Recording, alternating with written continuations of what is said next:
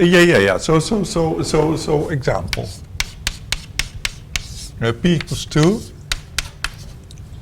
and I'm taking the standard representation K2 of let's say of SL2, because I'm certain in case of SL2 maybe also works for GL2, but I don't want to think.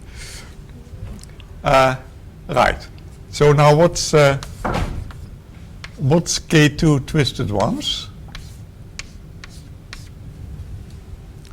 K2 twisted once. That's well, yeah, it is what it is. But so its weights are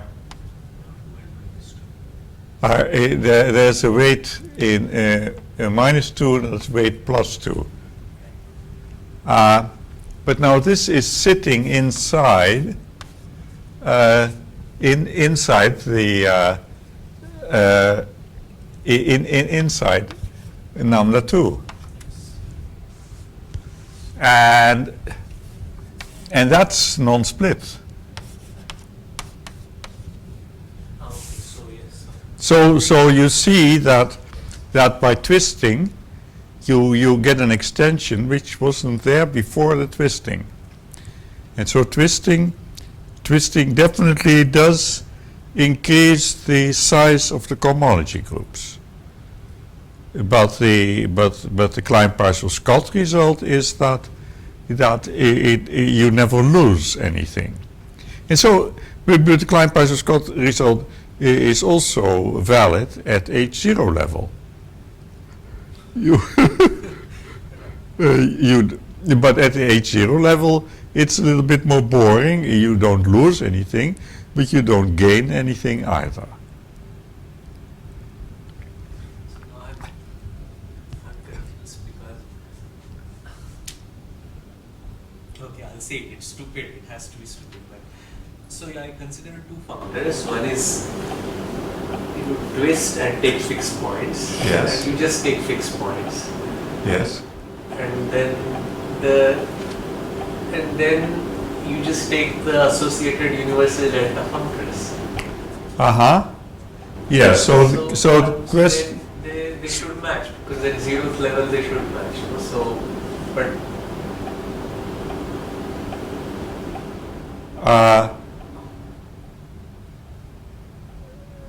well. But this is not the same thing as twisting the. Well, you see the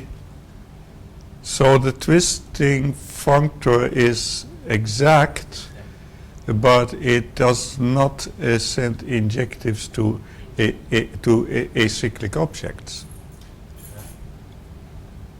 And yeah, so here's another a very interesting example, which is actually the example that got me started.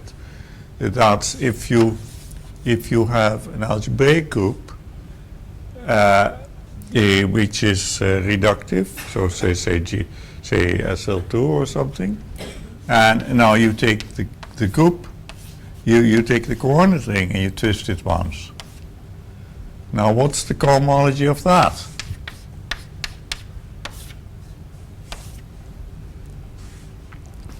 Well, you can do Hochschild-Serre to compute that. So we're doing some examples. So first was an example showing that if you have the standard representation of SL2, you twist it once, suddenly an extension becomes possible that wasn't there before. So this shows that while H1, I suppose, H1 of SL2 of K2 is 0, but H1 of SL2 twisted once is non-zero. And the extension class is the one which is sitting here.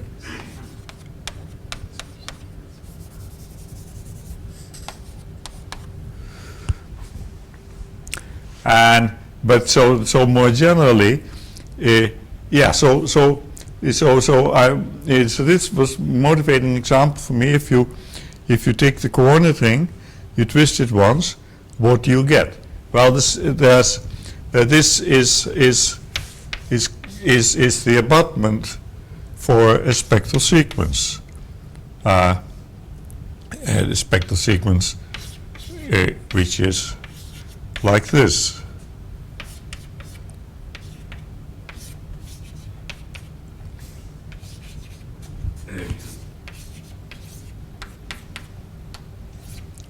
Now, yeah, there are more brackets still, but what I want to say is the G1 acts trivially on here, so you might as well take that outside.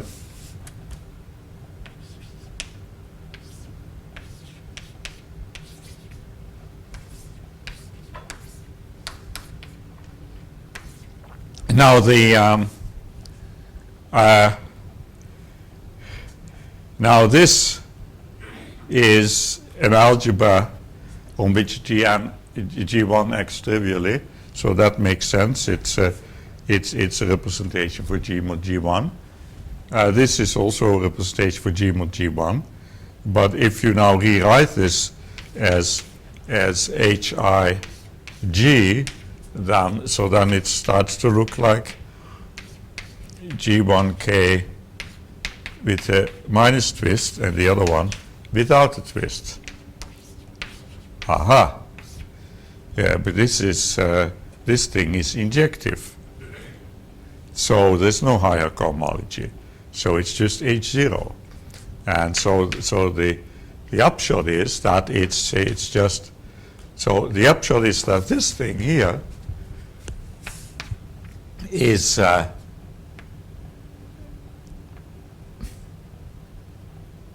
wait a minute.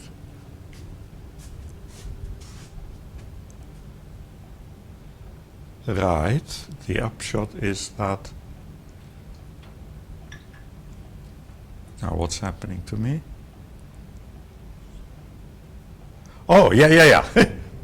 Yeah, so what is the what is the H0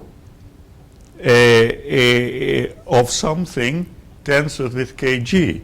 That's the something. So this is just the Hj. So you must take I equals 0, and you just get the Hj of k, and now the with the minus 1. And so of G1. So this is just a way of computing of writing the cohomology of the first Frobenius kernel. And so this is why the Friedlander-Suslin problem is related to my question.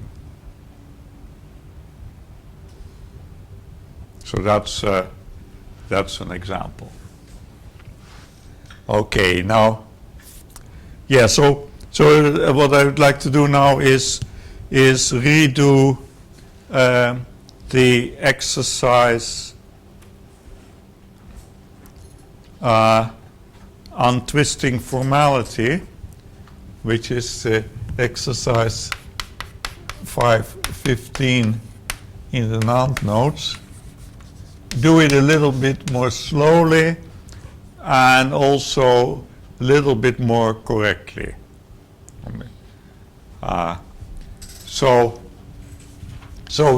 What are we given? This is, the exercise is a little bit condensed, but this is what we are given. We are given a bounded complex in PD, and we are given that this is formal.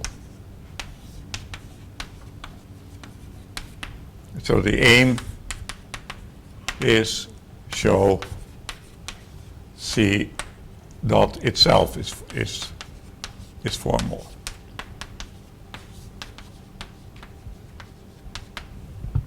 Okay, so what do? We have, it's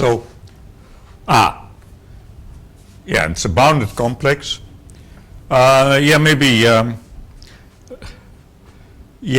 Okay, I say bounded complex, but the thing I really need is that it has only finitely many non-zero cohomology groups, but by the truncation method, you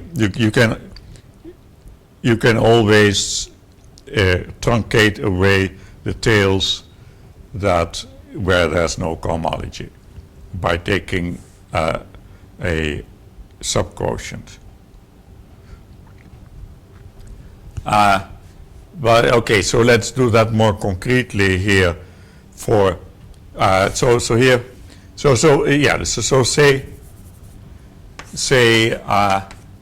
M is the minimum value for which the mth cohomology is non-zero. If there is no such M, then that would mean that the complex is exact, and that would mean it's quasi-isomorphic to the zero complex, and in that case I will leave to you. Right. So here we are, we have Cm, Cm plus 1, Cm plus 2, Cm minus 1, and so on. And now we take for D, we take the maximal subcomplex with which is 0 here. Okay, so here I should take the cycles. That's the largest thing I can do, and from here on I just copy.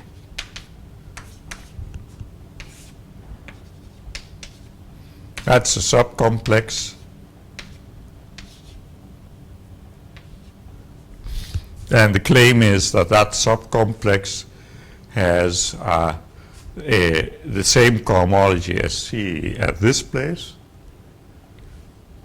And of course, no cohomology there and no cohomology there. Yeah, so that's right. Now we have, and we take a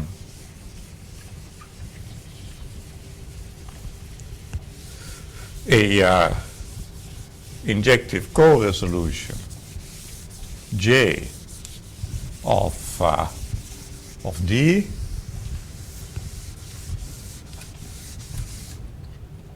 Oh yeah, no, the first remark is that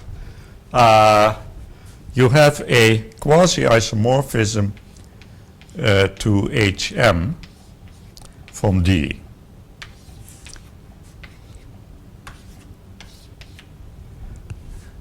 You can there is this map from the cycles at dimension M to the cohomology at dimension M, and which you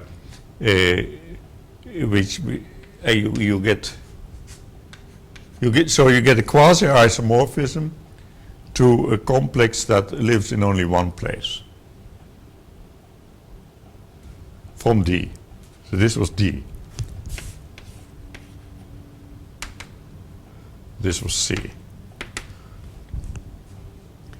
So in particular, D is a formal complex because it's quasi-isomorphic to complex with zero differentials. And so now what we do is we take a an injective co-resolution.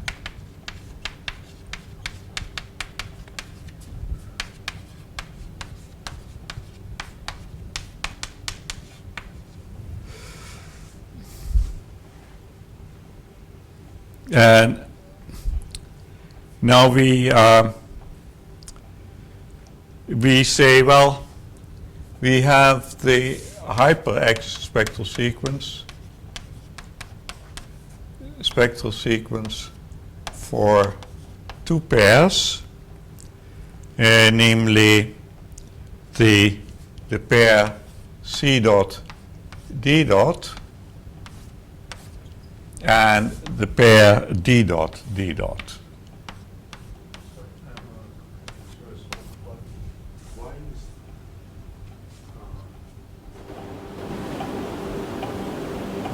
C could have cohomology beyond that. Yeah. C has cohomology over here. Yes. And D just picks out one of them.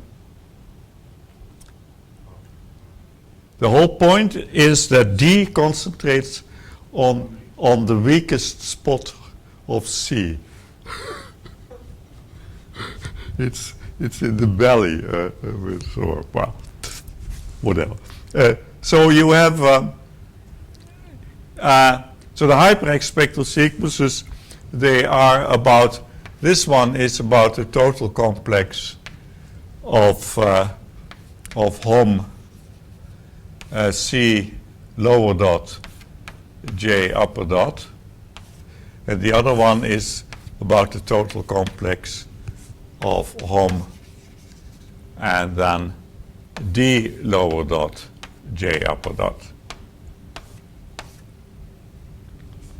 And the H0 of this one would tell you something about homotopy classes of maps from D to J, and the other one homotopy classes from C to J. Yeah. And now the point is that we know that these hyper-X spectral sequences only depend on the quasi-isomorphism class. So, and the quasi-isomorphism class of D contains an object, it contains a representative where there's only one object. And so by the, so that's the case for which we have done the collapsing of the hyper-X spectral sequence under exactly this condition that one is formal. So these spectral sequences collapse. Okay, and so well, let's and and then I did something wrong. Previous time, namely, I forgot that this is contravariant in the first variable, not covariant. So you have two spectral sequences. One has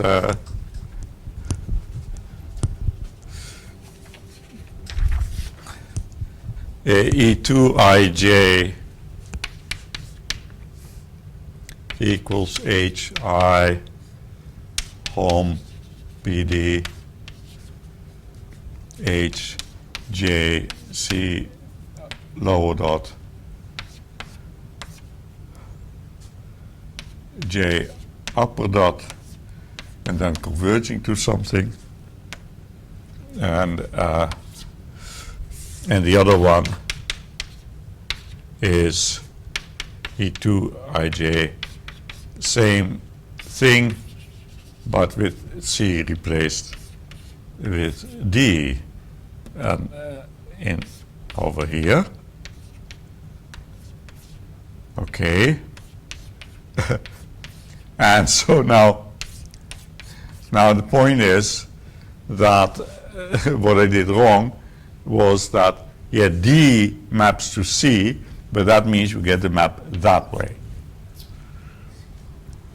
Yeah, it goes down. And that makes it much easier because, yeah, so this thing lives in only one place. There's only one J, namely J equals M, for which this lives. And what you're just computing here are just the X groups of that HM thing. HMD or HMC, they're the same.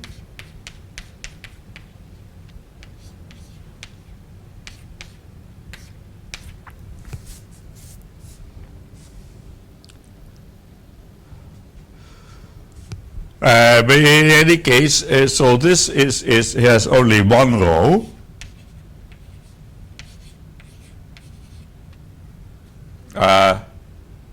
Yeah, no, that may be, yes, well, it's true, but maybe not the most useful way to write it, because we want to think in terms of,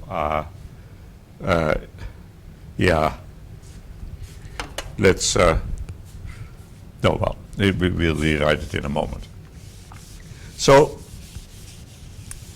now, so this thing has only one row, and so in this thing the E2 page is the same as the E infinity page, and is the same as the abutment. There is the filtration is a one-step filtration, and there's nothing going on. But now this one here is richer. It has the E2 term. E2 page has more stuff. But it has in particular this stuff, because the HMs are the same. Yeah, okay. So here, in this notation, one row should be a row with index minus m, because of the switch between chain complexes and chain complexes. But in any case, it's just one row here, but the same row you find here. And the map, of course, sends that row to that row. Okay? So now what do we have? We have that what happens here on the abutment, I claim that this must be surjective, because over here it's surjective, and this already was the answer. And yeah, so in other words, if you're if you have an associated graded object, if you have two filtered objects and a map between them, and the map is surjective when you pass to the associated graded, then it was surjective to begin with. But here it's even simpler. I mean, because the second filtered or graded object, I mean, it's just identical to page 2. So, I forgot to turn it off.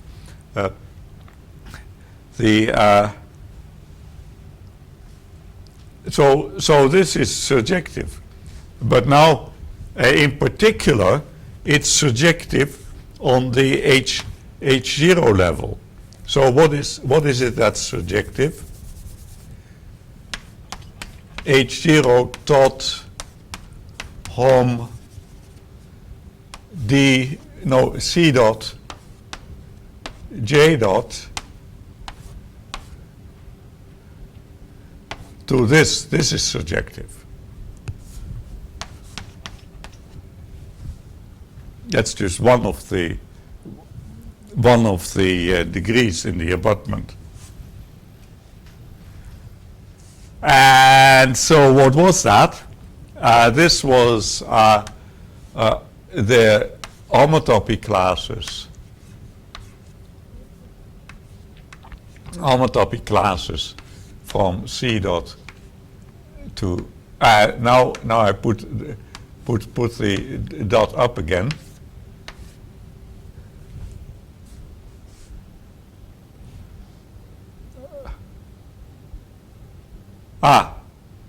Yes. Yeah, if I want to interpret it as homotopy classes, I have to take them both as cochain complexes. It doesn't make much sense to speak of homotopy classes between a chain complex and a cochain complex. I mean, that's not the way it works. So the interpretation as homotopy classes, then you have to write them either both as chain or both as cochain complexes. So this map, so homotopy classes from here to there, to homotopy classes from D dot to J dot, that map is surjective. Okay? But here, what was J dot? J dot was a resolution of D dot. So there is a very obvious element in here. And that very obvious element must be hit. Now, if you stare at that for a second, now what does that mean? It means that we have in the homotopy category, we have D dot mapping to C dot, mapping to J dot, and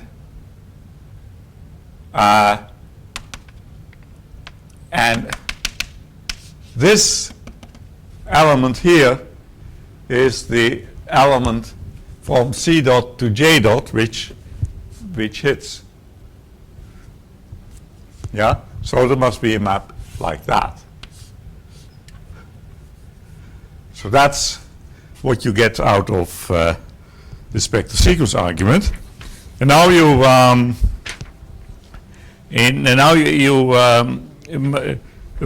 can argue as follows.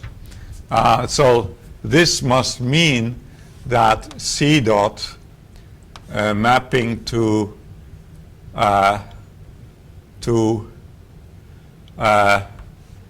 J dot direct sum C dot mod D dot, that this must be a quasi-iso. Because for HM, this one hits that, and for the other cohomology groups, it hits that one. Okay. Further, I claim that this one is formal.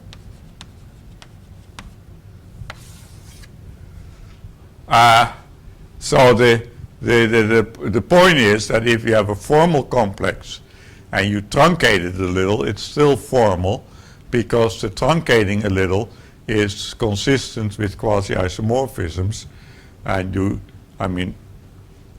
truncating and quasi-isomorphism, those are operations that commute, and so the this thing here, Are you applying some kind of induction on the number? yes. You are applying induction. And so I want to apply induction on the number of non-zero cohomology groups, but I've learned that in order to apply induction, you have to show that the hypothesis is still satisfied for the new thing. So I need to check that this thing presents a problem of the same nature as the previous, so that I want to argue by induction, and so I have to check that this thing here satisfies all the data that we used to have. And I claim that, well, this is really not difficult because, for instance, if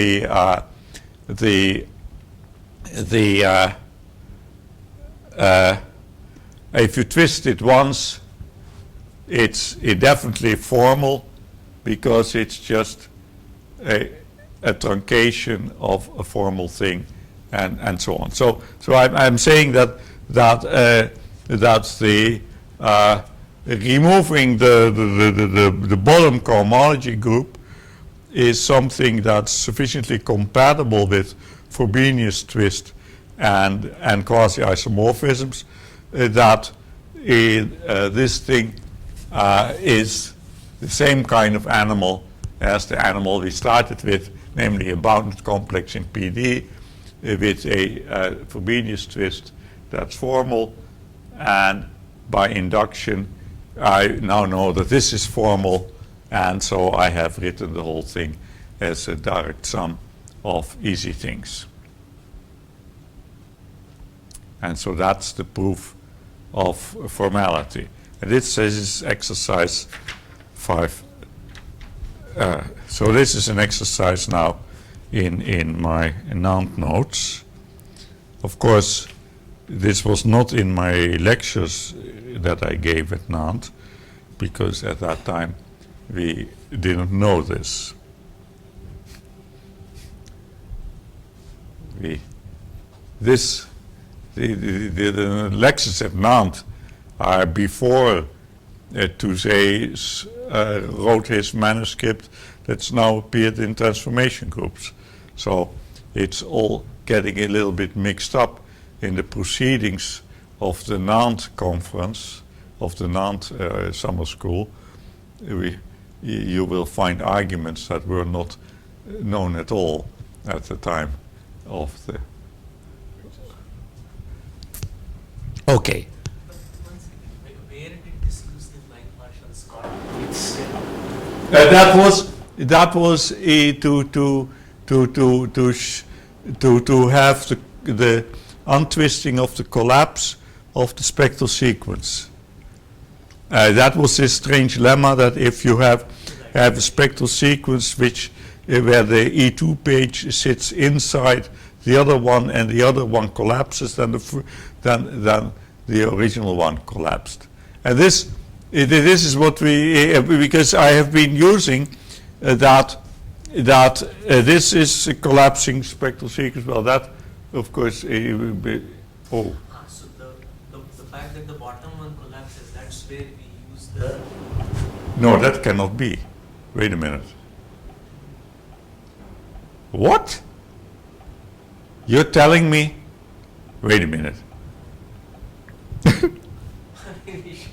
Ha! Wait. You're saying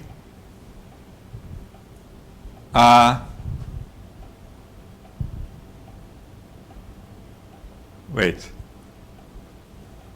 No, wait a minute. Huh? No. I did use that this collapses, I think, because I didn't tell it well. I know that this thing collapses, and so therefore the fact that it's surjective on the E2 page, it makes it also surjective on the E infinity page. And of course I need it to be surjective on the E infinity page. Because you see, because in general the E infinity of this one would be a subquotient of the E2 page, and knowing that it's surjective on the E2 page is pretty useless if the E infinity page and the E2 page are not the same. So no, sorry. I mean, in my mind, that the fact that it's surjective on the E2 page means it's surjective on the E infinity page because I know they collapse. But if they don't collapse, that's a nonsensical reasoning.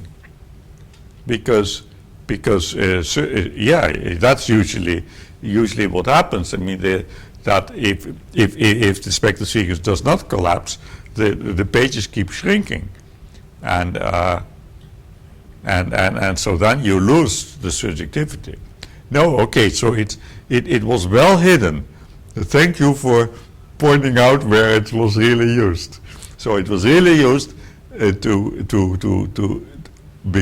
because I implicitly used that this collapses. Yes. Now that was not well told, but yes. Okay, so that's where it's. Yeah. So I would like to. Yeah, it turns out that I've now looked at it, that the Klein-Parsons-Scott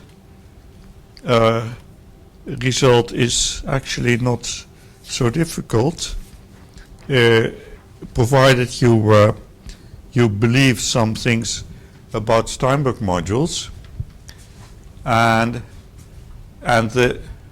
so let's. Janssen in his book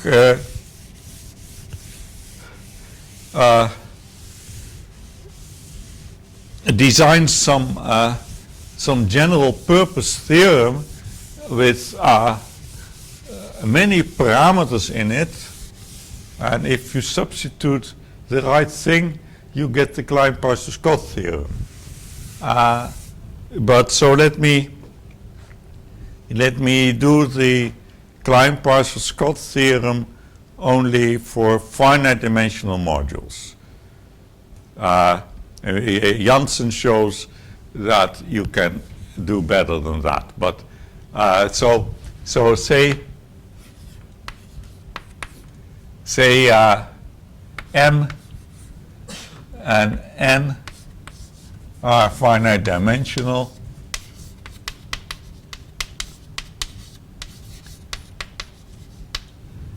We want, yeah, there are G modules, but that will be clear from, we want X star G I M N to inject in the twisted ones. Now, this here is the same as X G I K M dual tensor N. So we might as well take strict attention to the case that M is K. So to simplify, we are just going to prove this. I mean, it well, what it simplifies is the notation, I suppose. I mean, it really suffices to show that this is the case. So, well, for that, we need to know about Steinberg modules. Well, Steinberg has done more things, but so the Steinberg modules I'm talking about are, of course, the Steinberg modules in the context of rational representations of reductive groups. So this is the definition. Rho is again the usual sum of half sum of positive roots, and then Steinberg module number R is by definition the co-standard module with highest weight p to the r minus 1 times rho. And this one has interesting properties. So it has many, but properties that we, the first one is it's self-dual. And another property that I find that's going to be relevant for us is that, say, U is U plus, the unipotent radical of the B plus. Then the Steinberg R is injective or projective. I would say it's both UR module. Of course, if it's a projective UR module, it had better be an injective UR module because it's self-dual. Now, if we believe those things for a moment, then the argument is going to go like this. Oh yes, another important point is that we know, of course, that Steinberg R, U fixed points, that's just the highest weight space, right?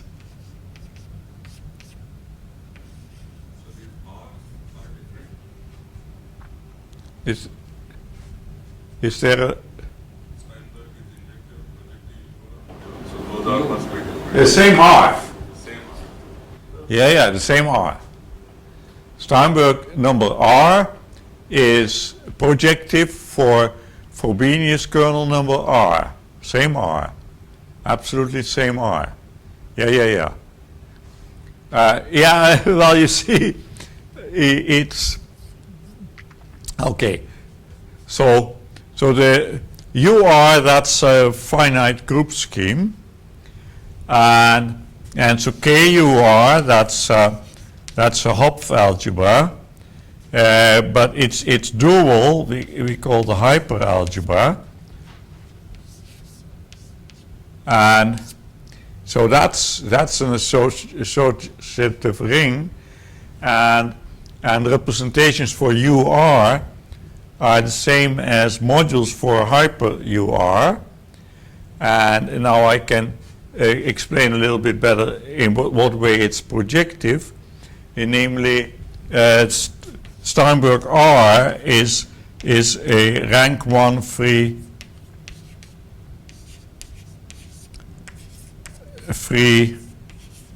hyperalgebra module.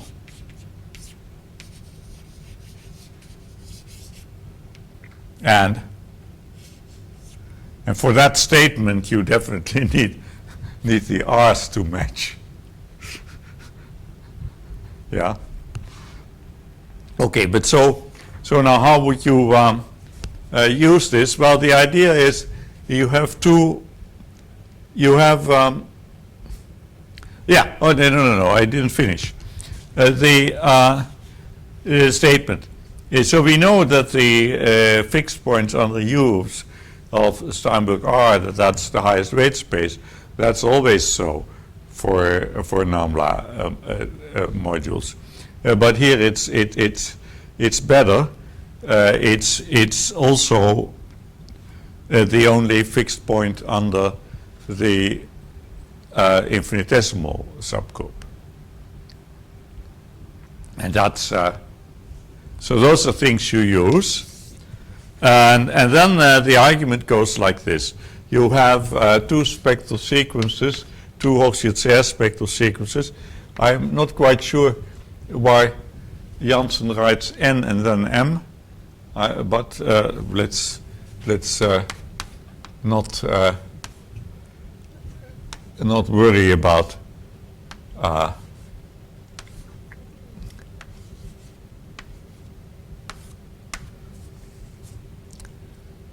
such things. So first N, then M. Anti-alphabetical.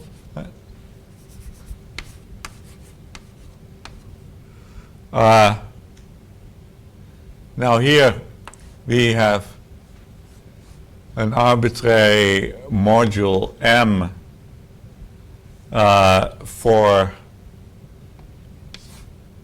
well, we will see in a moment that it had better be a U module, because otherwise this doesn't make sense.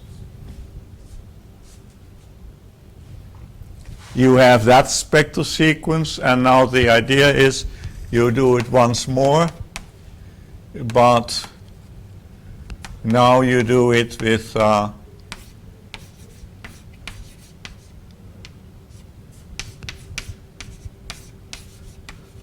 tensored with Steinberg R.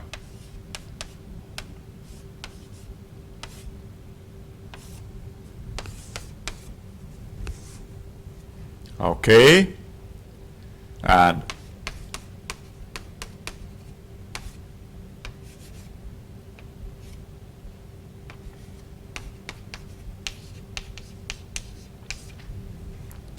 so now the so you have, of course, right. So we have a map from here to there, because well, okay, so there's just one fixed point, and so you just so you have this yeah, I mean, I have a weight attached here, but there is no torus. So I mean I'm just looking at representations of U, and so the weight, you can write it or not write it. It doesn't make any difference. We have a map from K to the Steinberg. Yeah, so there is a map from K to Steinberg, and if you tensor that with M, you get a map from M to Steinberg tensor M. And that's the map that we're using. Now this bottom spectral sequence collapses because this Steinberg thing is injective, and if you wish, you can put the M at the other side of the X if you whatever. I mean this collapses. So here we only have n equals 0, which is the first column, I suppose, which remains.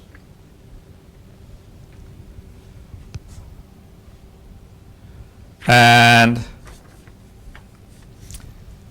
so, oh yeah, but of course you shouldn't call them both E2 and M. So let's call this one E2 twiddle. Yes. So now so now you get the following diagram.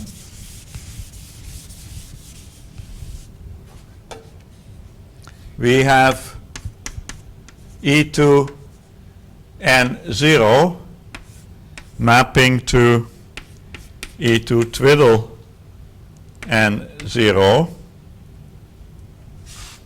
Wait a minute. What? It's the inner one. Ah, they both had M. So this is M. What? Yes, and it's NM. Okay. Then it is isomorphic to E twiddle and 0 infinity, and that's also the same as the limit, because this one was is just one row.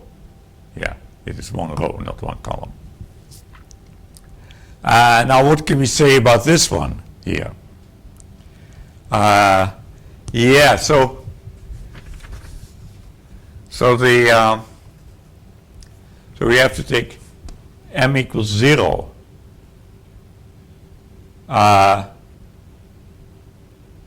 Oh, why is this obvious?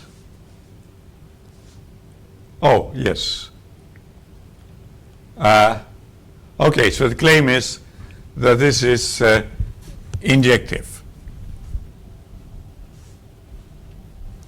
So the invariants in M, they just go to invariants inside here because you really thought of this as M tensor K, and the K you just send to the invariants here, and so this is just an injective map.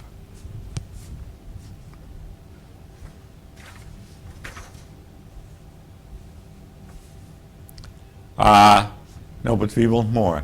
We want it to be injective and surjective. Right. Okay, so, oops. Why is that obvious? Well, I'm not sure. That is the STR. STR is just king. You are taking invariants and then you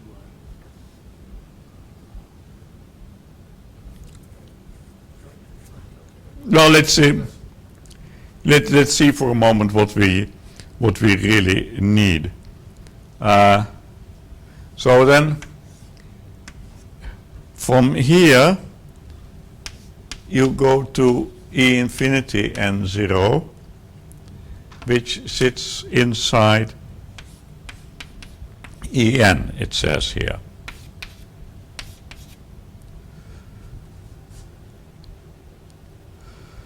And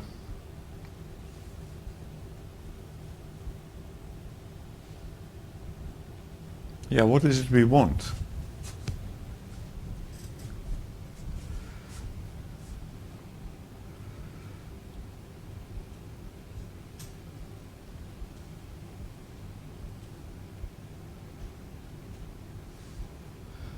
Well, okay, so from this diagram, you see that this is injective.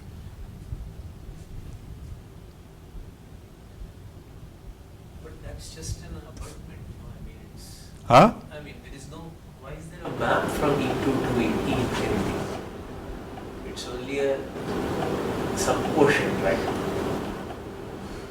No, you're on the edge. You're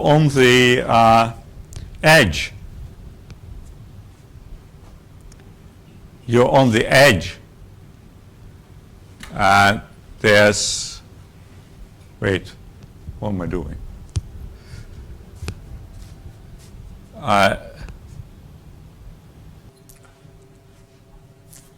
Okay, so it looks as if we do not really need everything that Janssen throws in, but let's follow him anyway. So the first thing, we don't really want to apply this with arbitrary m. We actually want to do this with an m which is R twisted, and so we should put the R twist everywhere.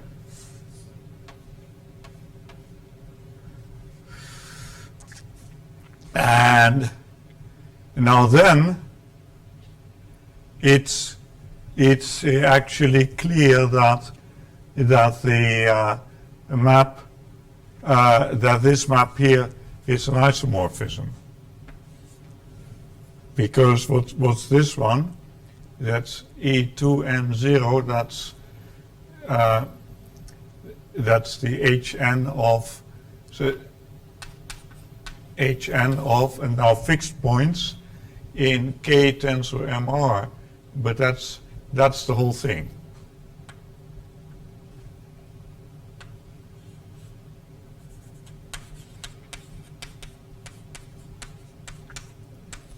So this is Hn of the quotient group scheme. That's this one, and the other one is similarly Hn of U mod UR, and now we have to take fixed points in here, and that's the same. Okay, I think we don't really need that this is surjective, but we get it anyway. I think the thing that's much more important is that this injective module for the Frobenius kernel is also a module for the bigger group. I mean that I think is a much more essential point. And the fact that the fixed point set is exactly this on the nose doesn't seem to be, well, it's true, but it doesn't seem to play as much a role here. Okay, but now we have to have a look at this spectral sequence, and in this case it really matters to get it right, how the differentials go. I seem to remember that at some point I told you that they go like this, but that's not really true. Well, it's true if you take a mirror image, but I'm trying. But the actual manuscripts try to follow one and the same convention, and it's where the D naught goes this way, the D1 goes that way, the D2 goes down. Okay, and so now what are these things here? They live on that line. Okay, so the higher pages on this line are quotients of previous pages, and so normally this would be surjective map, but because of this diagram, if you get an isomorphism this way, then that cannot have a kernel, and this is always the bottom layer in that one. For the E infinity is the bottom layer in the abutment in a situation like this, because the way I think about it is that, okay, so you have this differential coming out, but there's nothing to go to, so it goes to the abutment, and that's just a device to remember how things go. So this goes to the abutment, and the abutment comes in there. Somehow the abutment lives outside, and here the differentials go that way, so there is room for something to come in. Now so the upshot is that this is injective, but now what is it? Okay, well, the claim is it's the map we cared about. So the EN is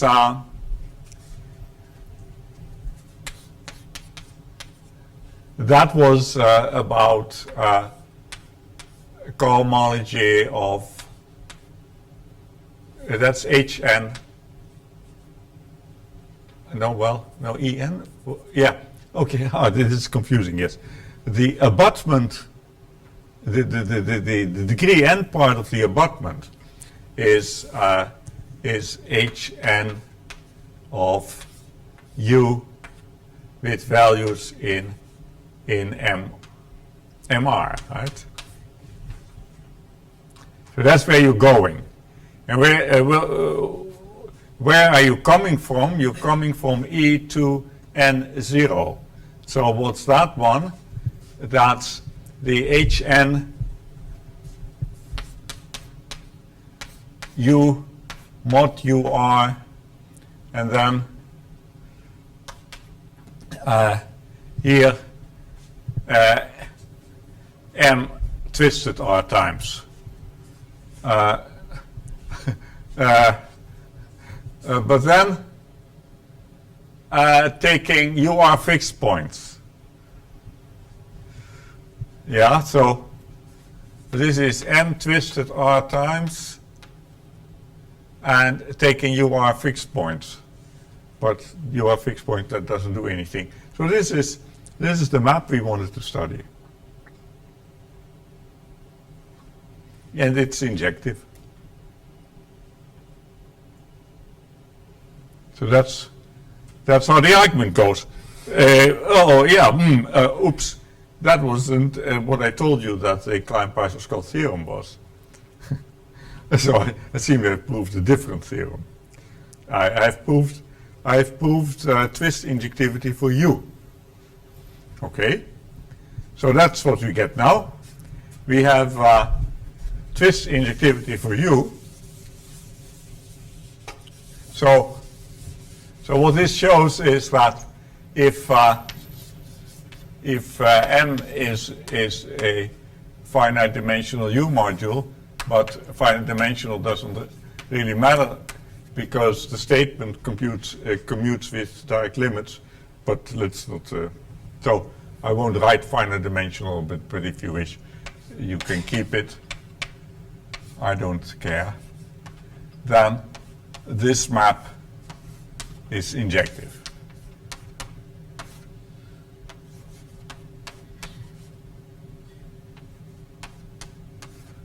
Okay? But we have to presumably check that the maps that actually are there on is the one that we want. Yes. Yes. Just a matter of looking for. Yes, it's just a matter of looking at what the. I mean, you at the very bottom in the computation in the Hochschild spectral sequence, and you just you have to know what the double complex for the Hochschild spectral sequence looks like, and then you just take that part and you see, yes, that's what we want. I mean, it's not it's the kind of exercise one leaves to the reader, except Janssen at least says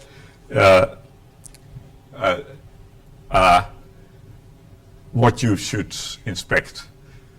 But he says this is the map. And of course, I mean, what else could it be? But but you check it on the check it on the Hochschild complex level. There are probably other ways, but that's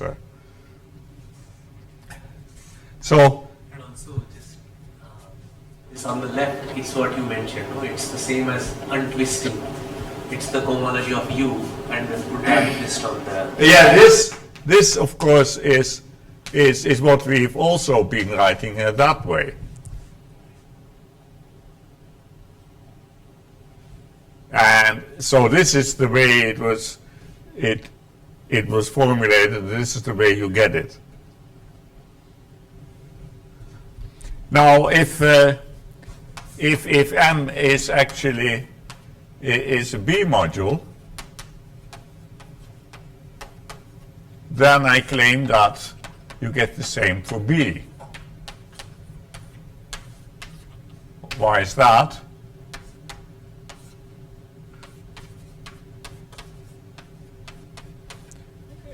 In fact, you can give a proof that's just like the proof for U, but that seems to be sort of silly, right? Namely, what is this? It's HIUM T fixed points. And this one is H, I, B, M are T fixed points, because the T has no cohomology. So the Hochschild spectral sequence for the normal subgroup U in B just collapses. So you just well, I mean, this is that, and so that of course just sits inside the other one, and if it's injective, you take subspaces, it's still injective. And now, because of camp vanishing, you also have it for G. So if M happens to be a G module, it's also true for G. So the upshot is that these Steinberg modules seem to be worth studying. So let's come down to earth a little bit and study them and see why they really are as nice as claimed. Okay? So, and yeah, so maybe I should first, does everyone know the constant form of the enveloping algebra? Yes. More or less? So, okay, so that what I will be using is that let's first look at SL2, yeah? The constant Z form of the enveloping algebra is generated by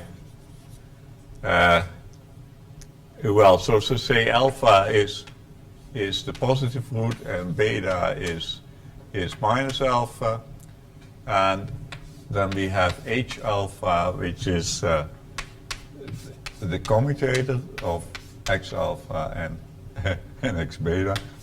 Okay, I'm not.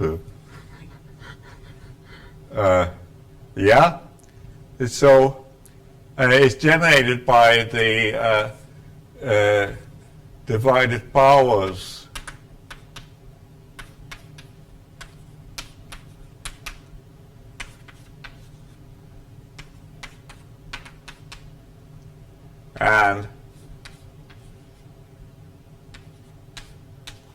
and then you have these H alpha choose M things, which is H alpha times H alpha minus 1, blah, blah, blah, until, well, let me see, if it choose 2, then I should stop, I think,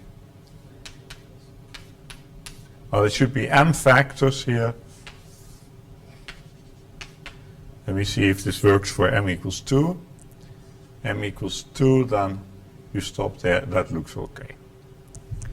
Yeah, so it's actually spanned by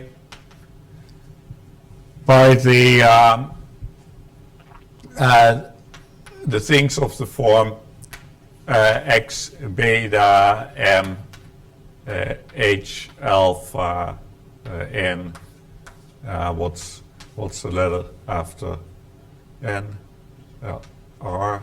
Well, I don't know. These things span. X alpha. These things span. And now the statement is that, yeah, that's a sub-algebra of the enveloping algebra of the rational numbers. But this sub-algebra is motivated by things like when you have this element here, you write it X alpha T, and this is in characteristic P, say, and you have an eigenvector in some representation of SL2, then X alpha T will send it to V lambda plus t times x alpha v lambda plus t squared times the x alpha 2 v lambda, and so on. So this is the way these divided powers actually act in a concrete representation. Okay, and so to say that you have a representation of the group algebraic group SL2, or that you have a representation in characteristic P of this universal enveloping algebra, that's the same thing.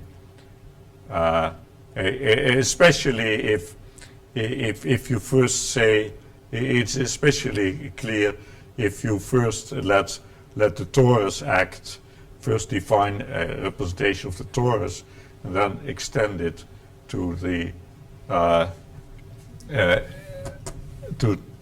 well. So the representation theory of SL2 or of UZ mod P are the same. Now, so keeping that in mind, let's look at the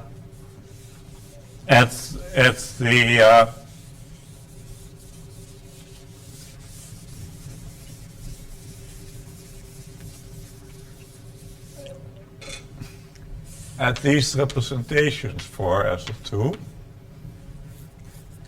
and about their nature as n varies. So what? Well, one model is of course that this is just the degree n part in the in the polynomial ring in two variables, where x alpha acts as x dy, say.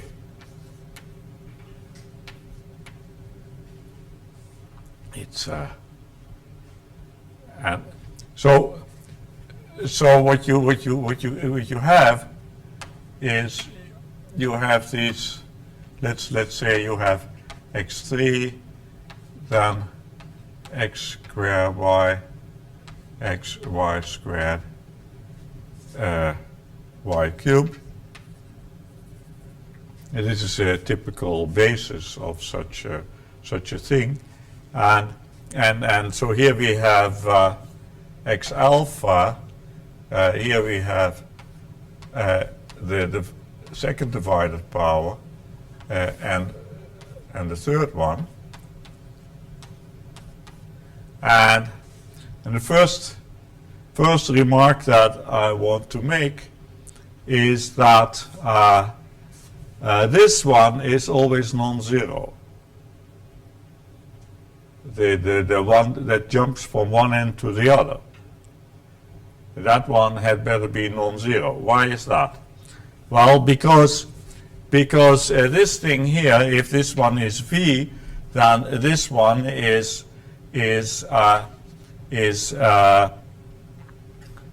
x beta 1 x alpha minus 1 x beta 1 times V or something. Oh, I just wanted the other way around. I said that x alpha acts that way. I wanted x alpha to act towards the right. So let's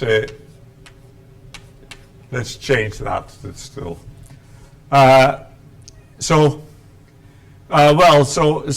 this is this element of the while group that interchanges this one and that one, but what does it do if you write it that way? Yeah, so this is in matrix language, it's this one, right? Which is indeed, if you work it out, it is a permutation matrix with signs in it. But what does it do? Well, the x beta 1 doesn't do anything because it moves things that way, and the first term in the Taylor expansion is just the identity. So this one doesn't do anything, so it's the same as that one. Then the x alpha minus 1, it gives some stuff. Yeah? And then the x beta 1 has the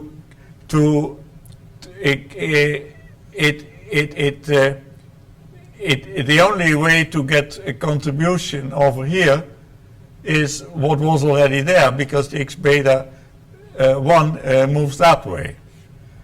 So it can use this one to clear out those spots, but that spot must have been there, otherwise you won't get it. Okay, so this is the thing to remember, that so this is in NAMBLA 3. In NAMBLA 3, x alpha to the third acts non-trivially on the lowest weight space.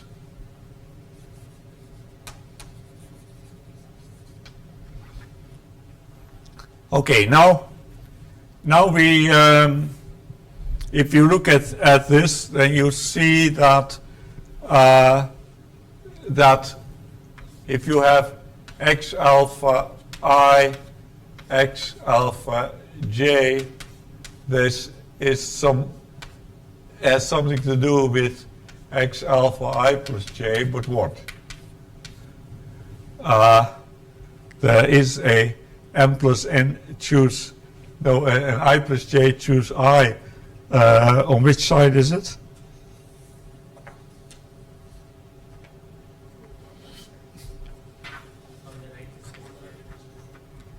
You think it's on the right hand side? Aha. Okay. Let's believe that. Okay, now it follows that if this is non-zero, then those animals also acted non-trivially on the lowest weight space. And so that's what's special about the Steinberg modules. For the Steinberg modules,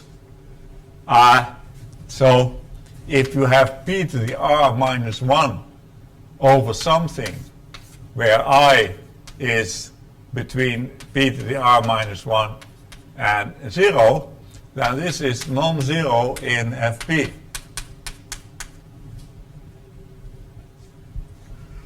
Okay, why is that?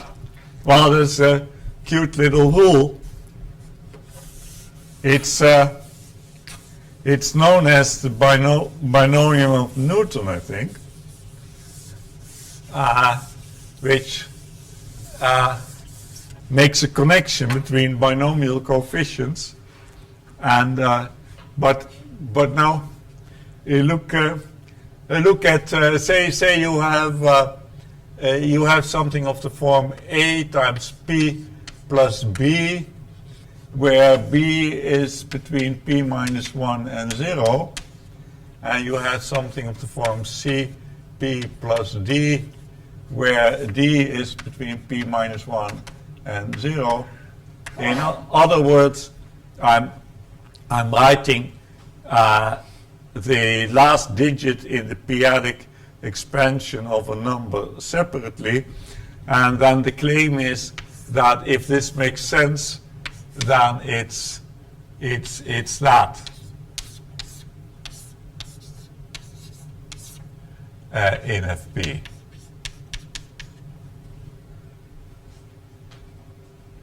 So you can just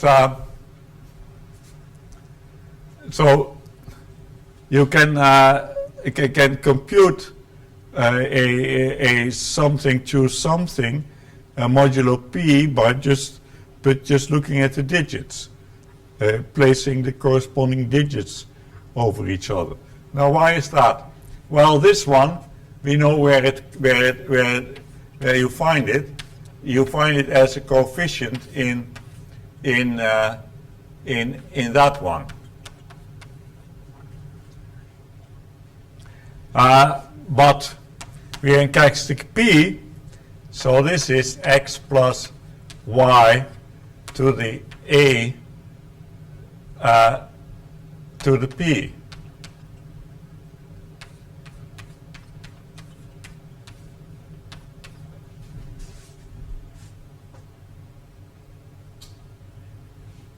Well, but now you can see if you pick out the Cp plus d degree in x, we know where it comes from. It comes from the C. Well, I mean, you know where it comes from, and so therefore this proves the formula. There may be other proofs, but I think this one is sort of neat. And right. So now, what in the special case that we have p to the r minus 1? Well, in that case, the digits are p minus 1, p minus 1, p minus 1 a few times.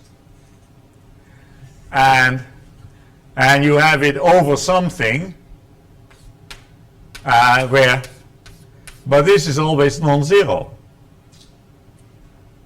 Because yeah, because it is non-zero, because it doesn't involve any p's. So this is always non-zero. And what does that mean? That means that in the Steinberg module, the lowest weight vector generates everything, because it hits all.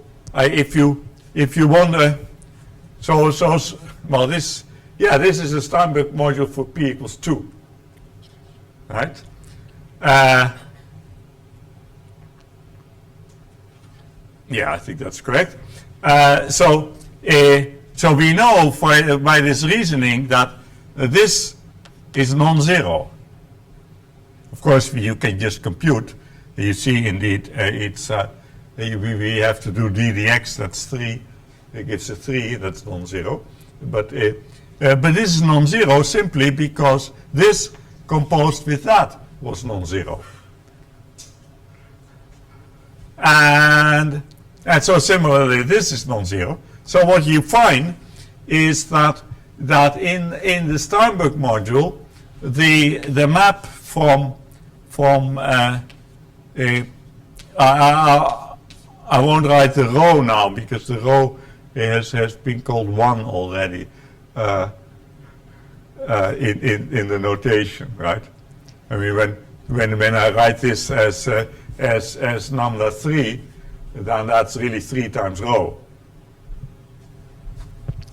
So now the map from, there are several ways to say this. So the map from the co-standard module to the standard module must be surjective in this case, because the lowest weight space is being hit, and it's a map of modules.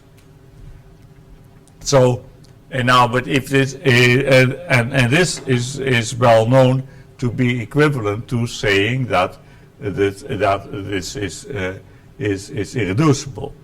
Let's just look at that for. So let's say that differently again. So we know that in general, you have an irreducible module sitting inside a co-standard module, and suppose it is a co-kernel.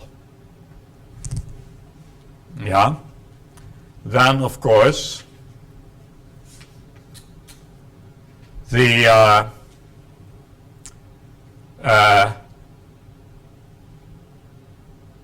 let me see. Yes. Oh. You just showed that the highest uppermost whichever weight vector generates everything. That's what we showed. Yes. So that's all, because it is a unique simple submodule. And it must have a.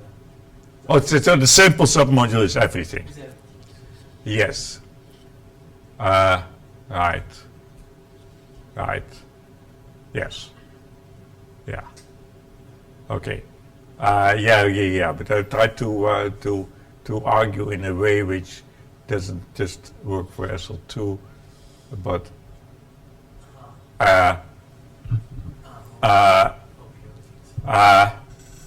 but yeah. So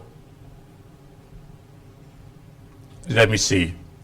If you know that this is surjective, then you know that the dual map is injective. Oh yeah, no, but in any case, I mean these modules, they have a character which is given by Weyl's character formula, and so if this is surjective, it must be an isomorphism. That's maybe well, in any case. So one thing. So you mean this argument will do it not just for SL2 but for everything? I want to give a similar argument for SL3, and then you will see what the pattern is. So now let's do it for SL3. We have we have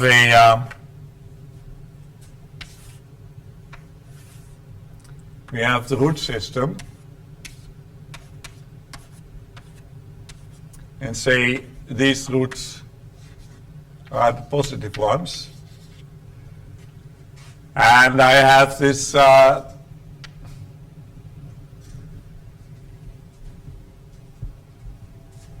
Steinberg module, which is has highest weight b to the r minus 1 rho sitting somewhere there. And you have the lowest weight vector, so that's minus b to the r minus 1 rho. And so now you have these reflection hyperplanes.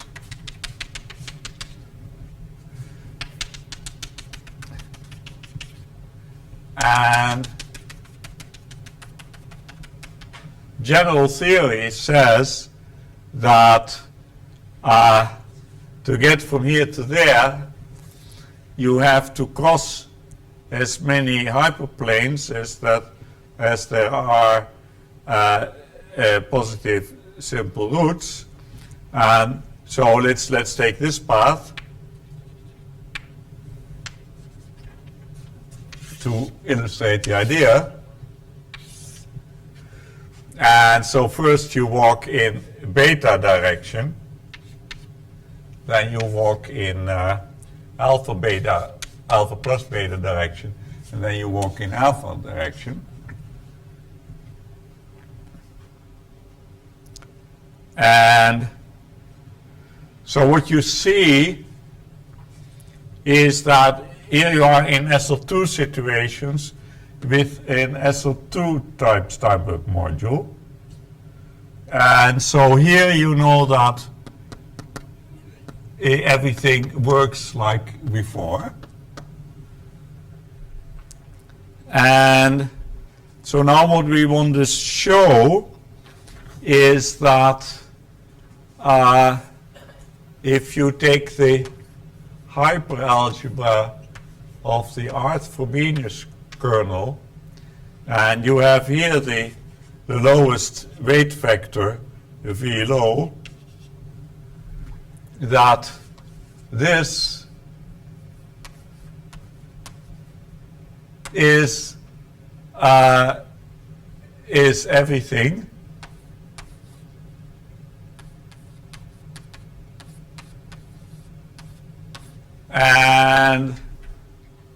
and that this is actually free. So there's no annihilator. I mean, nothing in here annihilates that one except the 0. So it's a free module on V low, on HUR. That's sort of an analog of what we found for SL2. And so that's what you want to show. And then, of course, we have established this fact that it's a projective module, which was one of the inputs for the Klein-Parshall-Scott theorem. And so that's what you want to show. But I think, yeah, so basically you're going to look at all expressions. Well, you adapt your normal form for the constant enveloping algebra to the particular path that you've taken, and so this path suggests to start with beta, then alpha plus beta, and then alpha, and so the ijk, well, k was often the ground field, but let's say the ground field is now fp. Yeah. So you have elements of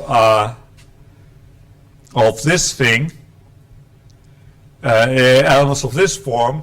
They form the hyperalgebra, and what you want to see is that they tend not to kill the element.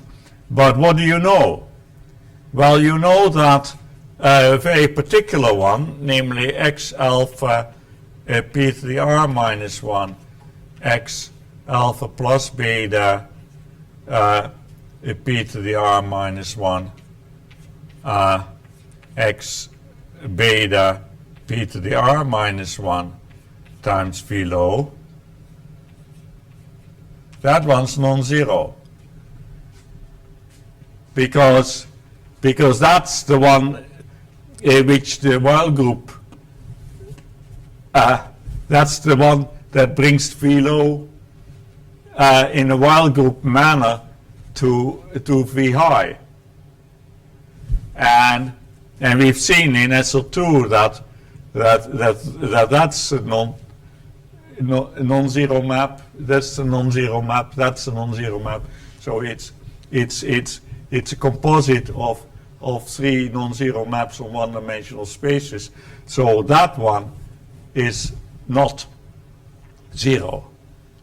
And so now the idea will be, but I think it's better to do that next time, that to show that nothing can annihilate V low because this one doesn't. And so basically what you're going to show is that every element here that's non-zero has a multiple that's that one.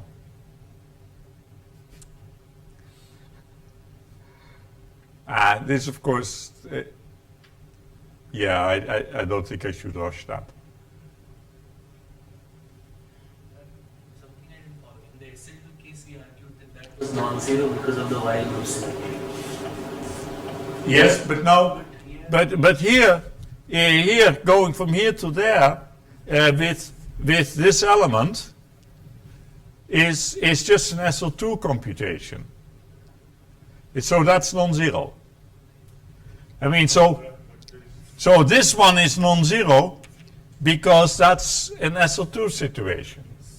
We have to restrict that way. And then you again apply this one, and by an SO2 computation, that's non-zero.